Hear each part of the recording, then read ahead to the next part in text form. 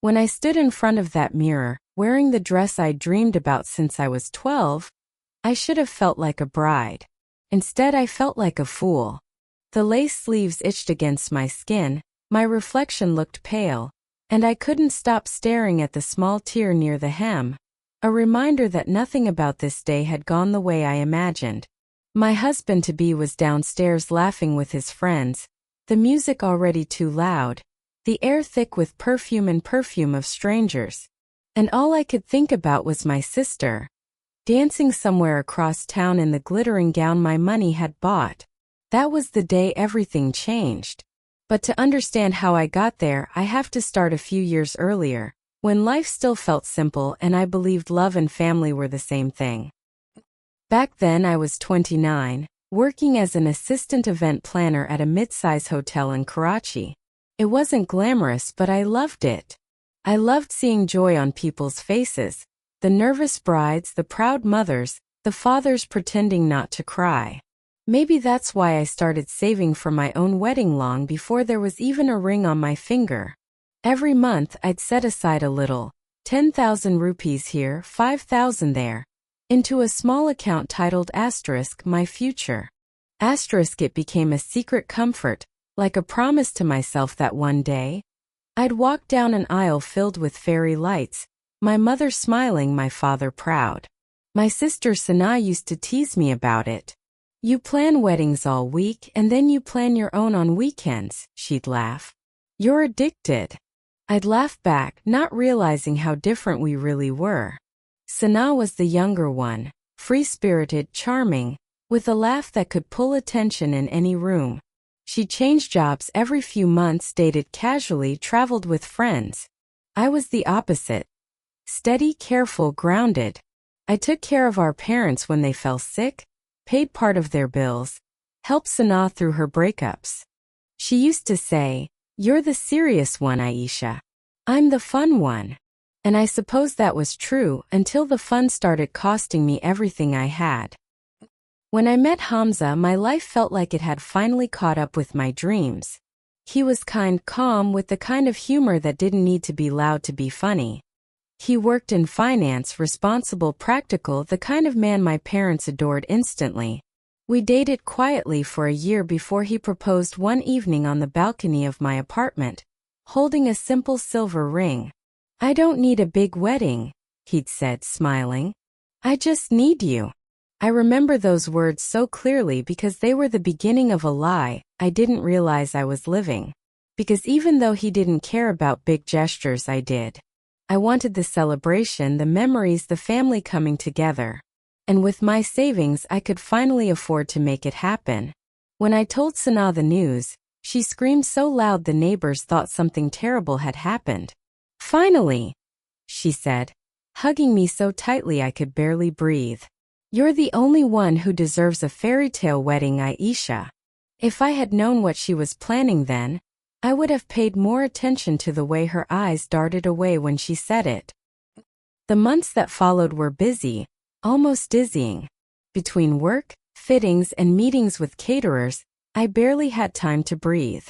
Sana offered to help with the planning. "You plan everyone else's weddings," she said. "Let me do something for you for once." It sounded sweet at first. I trusted her. She started managing deposits, talking to vendors, even coordinating with the decorator. She had my login details for the wedding account because, as she put it, "It'll just make things easier." And it did for a while. Until the easier turned into unreachable. The first clue was so small I almost ignored it. It was a text from the florist. A polite reminder that my deposit was overdue. First, I thought it was a mistake. I called Sana. "Hey, the florist just messaged me. Did you already pay them?" There was a pause, long enough for my stomach to twist. "Oh yeah," she said quickly. "I think there was some confusion. I'll check with them." Something about her tone felt off. Too quick, too light. But I brushed it off. Planning a wedding was stressful. Mistakes happened. A week later, the venue called. Same issue. No payment. This time I went straight to the bank. And my heart dropped when I saw the balance.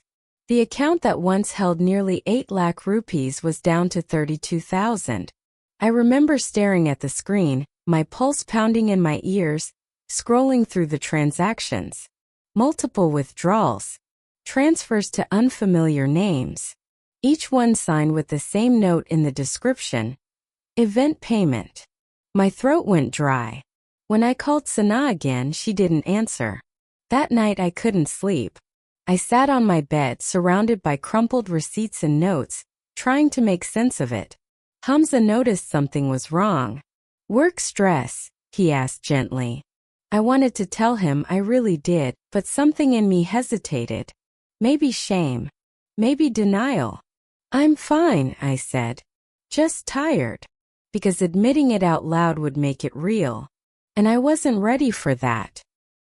2 days later I found out the truth. Not from Sana but from Instagram. I was scrolling absent-mindedly during lunch when a photo popped up. Sana in a silver gown, holding a champagne glass, surrounded by fairy lights and flower arrangements that looked eerily familiar. The caption read, "My pre-birthday celebration. Grateful for everyone who made it magical." My stomach sank. I recognized those floral arches. I had picked them for my wedding. I recognized the venue too, the same one where I was supposed to say my vows in 2 weeks. And there, behind her in the photo, was a neon sign that read asterisk, Sana's night to shine. Asterisk. The comments were filled with heart emojis and compliments. No one knew the truth. That every light, every flower, every bottle of champagne was paid for with my wedding savings. My phone slipped from my hand. For the first time in my life, I didn't know whether to scream or cry. I don't remember driving to her apartment that night. All I remember is the pounding in my chest and the faint ringing in my ears, like every heartbeat was echoing the same question over and over. Why would she do this to me? Sana opened the door wearing pajamas, her makeup still on, her hair slightly curled from the night before. She looked startled when she saw me. Maybe because she wasn't expecting me, or maybe because she already knew why I was there. "Aisha," she started, her smile shaky. "What are you doing here?" I held up my phone, the photo still glowing on the screen. "What is this?" She blinked. "What do you mean?" "This." I stepped closer. "That venue. Those flowers. That lighting, Sana, that's my wedding setup." Her face went pale for a second, then hardened. "Oh, come on," she said. "Don't be dramatic. I just borrowed a few things. You weren't using the booking yet." I laughed, a hollow, disbelieving sound. "Borrowed? You threw yourself a party with my money, Sana. Do you even hear yourself?" She rolled her eyes, crossing her arms. "It's not like you're poor, Aisha. You've been saving for years. You always have everything under control. I just needed something for once. Something special." I stood there, frozen. "Something special? You used my wedding fund to throw a birthday party." Her eyes glistened, maybe tears, maybe guilt. "You don't understand," she said quietly. "I just wanted one night to feel like you. To have people look at me and think, she's doing well. I was tired of always being the mess-up sister." That was the thing about Sana. She always found a way to make her pain my responsibility. And the worst part? I used to fall for it every time. But not that night. "I trusted you," I said, my voice trembling. "You knew how much that money meant to me." "I'll pay you back," she said quickly. "I swear I will." "With what?" I snapped. "You don't even have a job right now." She flinched, and for a moment silence filled the room. The air between us felt heavy, years of love, resentment, and unspoken things pressed into that one awful moment. Then she whispered, "You're choosing money over your sister?" That line hit me like a slap. Because that's how she always won, by making me feel guilty for wanting accountability. I walked out before I said something I'd regret. When I told Hamza what happened, I expected him to be angry. At least disappointed. Shocked. Something. But he just sighed and said, "It's only money, Aisha. Don't let it ruin your relationship with your sister. I stared at him, speechless. Only money? Hamza, that was our wedding fund. He shrugged. We can have a smaller event. You always said it's the love that matters, not the decorations. I couldn't believe it. The man I thought understood me, the one who said he wanted to build a life together, didn't even flinch at the fact that my own sister had betrayed me. Something broke inside me that night. Not loudly, not suddenly, but quietly, like the slow cracking of glass under pressure. The next 2 weeks felt like walking through fog. I canceled what I could, begged vendors for partial refunds, and tried to pretend I didn't see the pity in their eyes. Sana avoided me. My parents, oblivious, thought we were just busy. And Hamza, he kept brushing it off. It's not worth fighting over, he'd say whenever I brought it up. But it was. It wasn't just about the money, it was about respect, trust, boundaries. And the closer the wedding day came, the more I realized. Neither my sister nor my husband truly respected what I valued. On the morning of the wedding, I woke up early. The house was quiet, the sky still pale.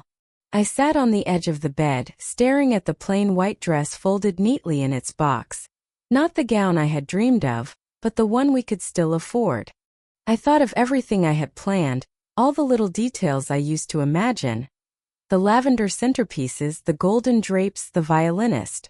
Gone. I thought of Sana. She hadn't apologized again. Not once.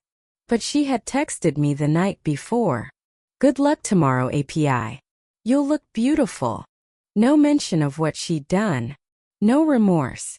Just her usual charm, pretending everything was fine. For the first time in my life, I didn't reply. When I walked down the aisle later that day, I felt empty. Everyone smiled, clapped, whispered about how radiant I looked. But I felt like I was watching someone else's life unfold. Hamza smiled at me, his eyes calm, detached, like none of it mattered. And maybe that was the moment I truly saw him for who he was. Not cruel, not bad, just indifferent.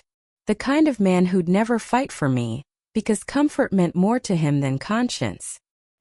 A week after the wedding, I found out Sana had posted another set of pictures, her birthday photo shoot. Caption: * new beginnings. Knew me. *. The comments were full of admiration. People called her glamorous, confident, radiant. No one knew she'd funded her glow with my dreams. I stared at her post for a long time, and for the first time in my life I didn't feel anger. I felt clarity. If I didn't draw a line now, my life would always be lived for other people. For their comfort, their approval, their excuses. So that night I wrote 2 letters. One to Hamza. One to Sana. And both began the same way. I love you, but I'm done sacrificing my peace to prove it. When Sana got my letter, she didn't call. Not that day. Not the next. But I knew she read it, because she posted a cryptic story on Instagram. Some people act like victims when they finally get called out. Grow up. I didn't reply. I didn't even screenshot it. Because for once her manipulation didn't hurt me. It just confirmed that walking away was the right thing. Hamza's reaction, though, was worse than silence. He came home from work holding my letter in his hand, the paper slightly crumpled. He placed it on the table and said, "So you're leaving?" His tone wasn't angry, just tired. Like I was a problem he didn't have the energy to solve. "I'm not leaving you," I said softly. "I'm leaving the version of us that keeps pretending everything's okay when it's not." He rubbed his forehead. "Aisha, you're making things bigger than they are. Your sister made a mistake, fine. Let's move on." "Hamza," I said quietly, "it's not about a mistake. It's about betrayal. And your silence helped her get away with it." He looked at me like I was speaking another language. And that's when it hit me. Hamza didn't want a wife who felt deeply or stood her ground. He wanted peace. Even if that peace came from me swallowing my pain. So I told him something I never thought I'd say. "I need space. I'm going to stay at my parents' for a while." He didn't stop me. He didn't even ask when I'd be back. He just said, "Do whatever you need to clear your head." And that was the moment I realized, love without emotional safety is just an arrangement. At my parents' house, everything looked the same. My old bedroom, the half-broken mirror, the soft hum of the ceiling fan. But I wasn't the same. I started journaling again, something I hadn't done in years. At first, it was just anger and confusion. Then slowly it became understanding. I began to see patterns, how every time I tried to set a boundary, someone close to me called it selfishness. How I was always expected to forgive but never allowed to feel. And when you grow up constantly being the strong one, people forget that you bleed too. 2 weeks later, Sana showed up at my door. Her eyes were red, mascara smudged, her voice trembling. "Aisha, please don't shut me out," she said. "I made a mistake, I know. I don't know what came over me." I let her in. We sat in silence for a while. Then she said something I'll never forget. "I thought if I could throw that party, I'd finally stop feeling invisible next to you." I felt my throat tighten. Because for the first time she wasn't defending herself, she was admitting it. "Sana," I said softly, "I never wanted you to feel less than me. But every time I tried to help, you turned it into a competition. I was saving for my wedding, and you turned that into your stage." She nodded, tears spilling down her face. "I'm sorry, Api. I really am." And in that moment, something inside me softened. Not because she deserved forgiveness, but because I deserved freedom from the resentment. I forgave her, but I didn't forget. And that was the difference between peace and pretending. Hamza didn't visit. He called a few times, but the conversations were empty. "How are you?" "Fine." "When are you coming back?" "I don't know." Then one evening I opened social media and saw something that shattered the last bit of hope I had left. A friend had tagged Hamza in a photo, at a dinner smiling surrounded by colleagues. Sitting next to him was a woman I didn't recognize, his coworker apparently laughing, leaning close. Maybe it was innocent. Maybe not. But what hurt wasn't jealousy. It was realization. While I was at home trying to heal our marriage, he was already learning to live without me. That night, I deleted my wedding photos from my phone. Not out of spite, but because I finally understood that letting go wasn't failure. It was release. I started a small business from home, wedding decor, ironically. But this time every design, every flower arrangement, every color palette had my story in it. Pain became purpose. And betrayal became clarity. People started noticing my work online. Orders came in. Brides loved how I captured emotion in every detail. And whenever someone asked how I started, I just smiled and said, "A wedding that didn't go as planned, but changed everything for the better." Months passed. Then one day I got a message from Hamza. "I heard about your business. I'm proud of you. Maybe we can talk sometime." I stared at that message for a long time. And for a brief second, old memories tried to pull me back. The laughter, the promises, the soft way he used to hold my hand.